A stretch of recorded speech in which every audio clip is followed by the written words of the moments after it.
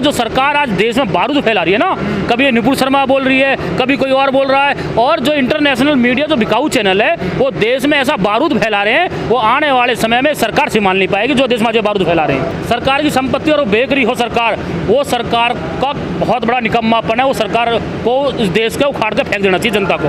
इतनी बड़ी सभ्यता हमारे देश की, इतनी बड़ी संस्कृति, और आप इसको दो भाइयों को लड़वा के इसको नष्ट करना चाह रहे हो।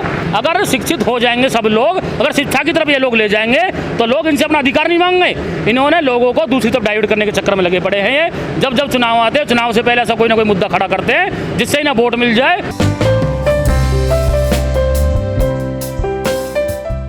किसान भोला भाला सूदा, इस देश का किसान कब तक इंतजार करे।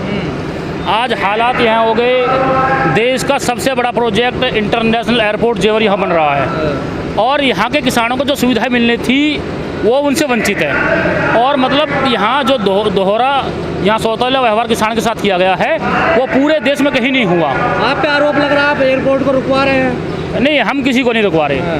हम विकास कार्य कोई भी हम उसको नहीं रुकवाएंगे, पर साथ में ही किसान के साथ जो जाति होगी वो भी कतई बर्दाश्त नहीं की जाएगी।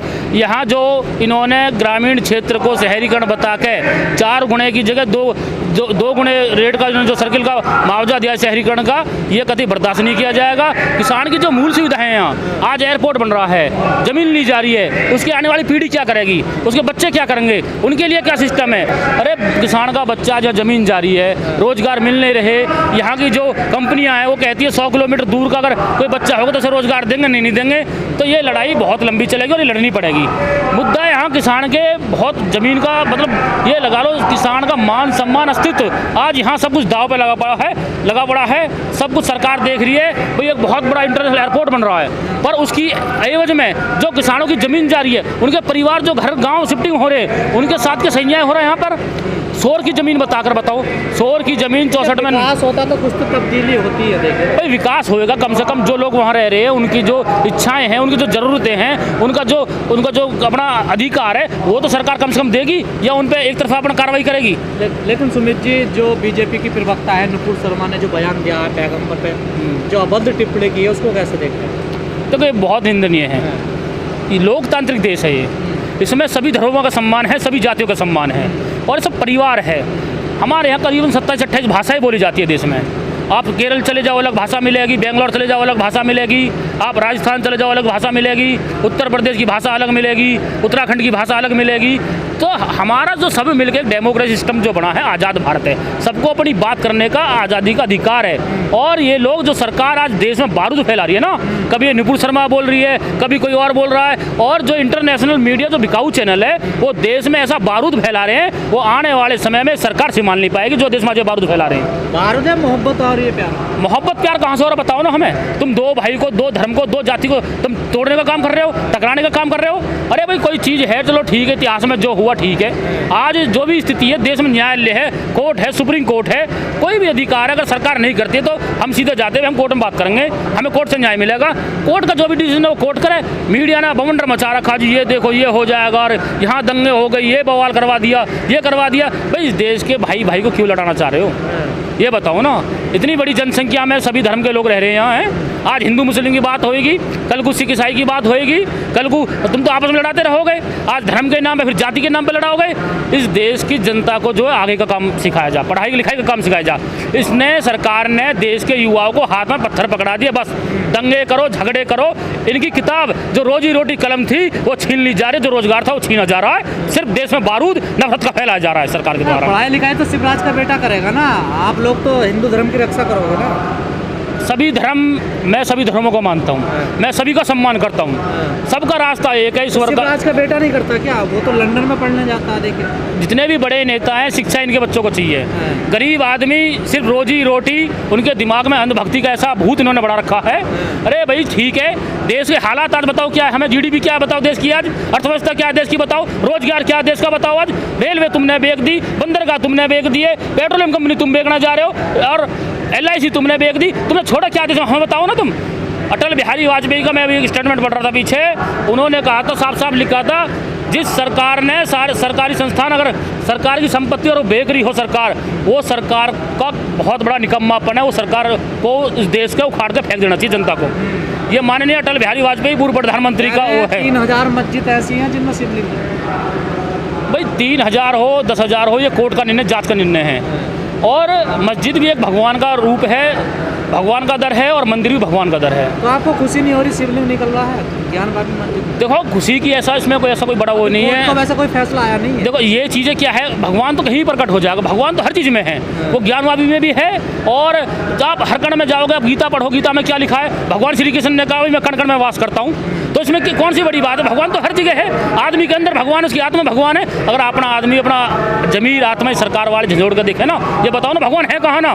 भगवान तो हर कण में भगवान है। वायु को हम वायु देवता मानते हैं, जल को जल देवता मानते हैं। अरे इतना बढ़िया हमारा देश, ना नदियों तक की पूजा की जाती है, माता कह के पुकारते हैं। इतनी बड़ी सभ्यता हमारे देश की, इतनी बड़ी संस्कृति, और आप इसको दो भाइयों को लड़वा के इसको नष्ट करना चाह रहे हो। ठीक है, कोई मामले थे, देश गुलाम था, आतंक, उन्होंने अपना जो करा सिस्टम करा, पर उसके लिए न्यायालय कोर्ट है, आप कोर्ट जाइए और जो कोर्ट का डिसीजन हो, जो जांच हो, उसमें कोर्ट आदेश दे। दोनों भाई मानेंगे, क्यों नहीं मानेंगे। नुपुर शर्मा ने जो बयान दिया था, अरब देशों ने उसका विरोध किया और सरकार को सफाई देनी पड़ रही है, राय तो बहुत ज़्यादा फैला दिया। भाई सरकार का काम तो यही तो है। 133 करोड़ देश की जनसंख्या अगर वो पढ़ लिख लेगी तो सरकार से सवाल नहीं करेगी तुमने हमारे लिए किया क्या है। हमारे लिए फ्री स्कूल कहाँ है, हमारे लिए फ्री चिकित्सा कहाँ है, हमारे बड़े बूढ़ों के लिए वृद्धाश्रम कहाँ है, हमारे बड़े बूढ़ों की पेंशन कहाँ है, हमारे लिए रोजगार कहाँ है। अगर शिक्षित हो जाएंगे सब लोग, अगर शिक्षा की तरफ ये लोग ले जाएंगे तो लोग इनसे अपना अधिकार नहीं मांगेंगे। इन्होंने लोगों को दूसरी तरफ डाइवर्ट करने के चक्कर में लगे पड़े हैं। ये जब जब चुनाव आते हैं, चुनाव से पहले ऐसा कोई ना कोई मुद्दा खड़ा करते हैं जिससे इन्हें वोट मिल जाए। और 133 करोड़ जनसंख्या जो भारत की किसान मजदूर, 80% आबादी खेतों गाँव में बसती है, उसका ये दुरुपयोग करते हैं, बस बांटने का तोड़ने का काम करते हैं। पर जनता प्यार तो कर रही है सर, देखिए चुनाव वोट मिल रहा है, जनता की समझ में आ जाएगा। कहते हैं ना कभी तो समय सबका आना, सब समझना है, जिसके ऊपर बीतते वो समझता है।